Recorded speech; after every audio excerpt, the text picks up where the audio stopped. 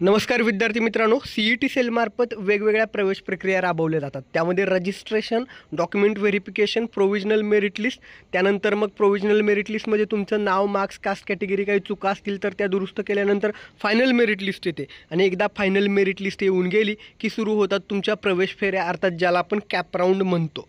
ठीक आहे. फार्मसीच्या बाबतीत वारंवार रजिस्ट्रेशनसाठी मुदतवाढ होते. अजून कॅप राऊंड ऑप्शन फॉर्म सुरू झालेले नाही आहेत, प्रवेश फेऱ्या सुरू झालेल्या नाहीत. पण यावर्षी अर्थात 2025-26 शैक्षणिक वर्षापासून CET सेलनं त्यांच्या कॅप राऊंडमध्ये काही बदल केलेले आहेत. लक्षात ठेवा, आपल्या चॅनलवरती फक्त फार्मसी ॲडमिशनबाबत आपण मार्गदर्शन करतो, पण हा व्हिडिओ सर्वांना रिक्वेस्ट आहे शेवटपर्यंत पहा, कारण हा जो बदल झालेला आहे तो अनेकांना माहीत नाही आहे आणि त्यामुळं अनेकांच्या चुका होऊ शकतात. त्यामुळं फार्मसी असेल, इंजिनिअरिंग असेल किंवा अजून कुठल्या टेक्निकल एज्युकेशनसाठी कोणी ॲडमिशन घेत असेल आणि त्यांचे कॅप राऊंड सुरू असतील, शिवाय फार्मसीचे भविष्यात कॅप राऊंड सुरू होतील, तर त्यासाठी मी आधीच म्हणजे विद्यार्थ्यांचं नुकसान टाळलं जावं यासाठी खूप आधी आणि सविस्तर आणि सोप्या शब्दात माहिती सांगणार आहे. ते शेवटपर्यंत पाहायचं आहे. ठीक आहे, सुरू करूया. तर हे CET सेलनं काढलेली नोटीस आहे. केंद्रीयभूत प्रवेश प्रक्रिया, अर्थात ज्याला आपण कॅप राऊंड म्हणतो, सेंट्रलाइज ॲडमिशन प्रोसेस. ठीक आहे. तर कॅप राऊंडमध्ये यापूर्वी कसं होतं, म्हणजे तुम्हाला पसंतीच्या उतरत्या क्रमानं कॉलेज टाकायचे असायचे. म्हणजे सगळ्यात जास्त जे कॉलेज हवं आहे तुम्हाला ते पहिल्या क्रमांकाला, ते नाही मिळालं तर दुसऱ्या क्रमांकाचं, ते नाही मिळालं तर तिसऱ्या क्रमांकाचं, असं तुम्ही 1, 2, 3, 4 असा प्रेफरन्स देऊन कॉलेजची यादी टाकायचं. आणि कसं होतं, याआधी पहिल्या पसंती क्रमांकाचं कॉलेज मिळालं तर तेवढा तो एकच ऑप्शन ॲटो फ्रीज होऊन जायचा. ठीक आहे. पण आता यावर्षीपासून बदल झालेले आहेत. हे बदल काय आहेत बघा.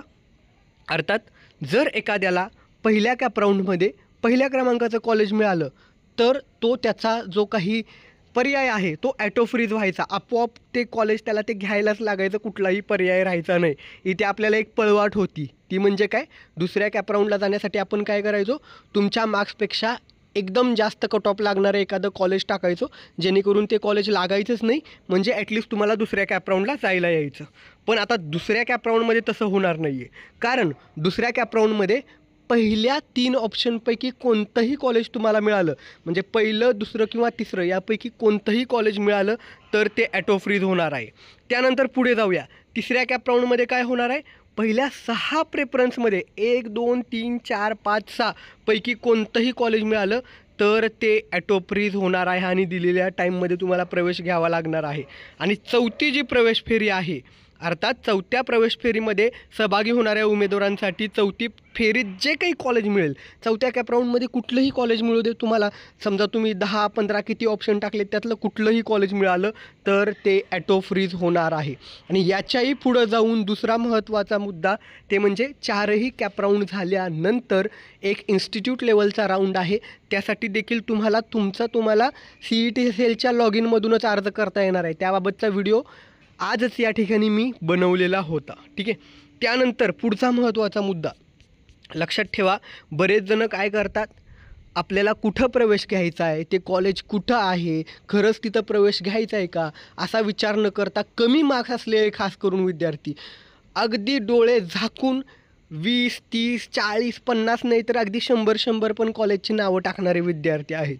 तर असं कोणी करू नका.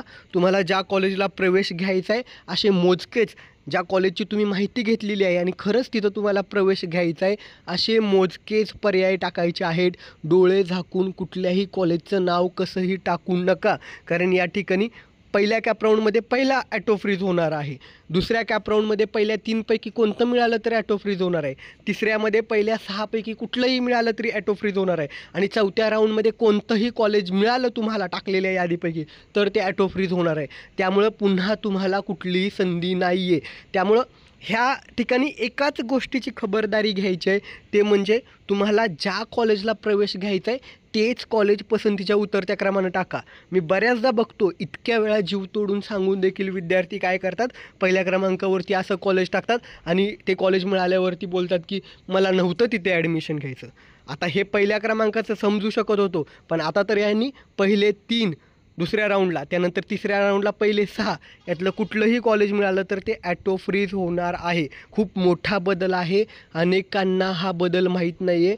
मी पुन्हा एकदा रिक्वेस्ट करतो, हा व्हिडिओ जे कोणी CET सेलमार्फत, मग केवळ फार्मसी नाही, कुठल्याही प्रवेश प्रक्रियेला जर कोण सहभागी होणार असेल तर त्या सगळ्यांसोबत व्हिडिओ शेअर करायला विसरू नका. ही खूप महत्त्वाची माहिती आहे. विद्यार्थ्यांकडून चुका झाल्या तर त्यांचं शैक्षणिक नुकसान होऊ शकतं. त्यामुळं खबरदारी बाळगणं गरजेचं आहे. माझे हे एफर्ट्स आवडले असतील, ही माहिती देण्याचा जो प्रयत्न मी करतो आहे, इतक्या सोप्या शब्दात मी समजावून सांगतो, ते आवडत असेल व्हिडिओला लाईक करा. लवकरात लवकर आपल्याला 1,00,000 सबस्क्रायबरचा टप्पा पार करायचा आहे. त्यासाठी तुमची सोबत देखील तितकीच महत्त्वाची आहे. धन्यवाद. थँक्यू.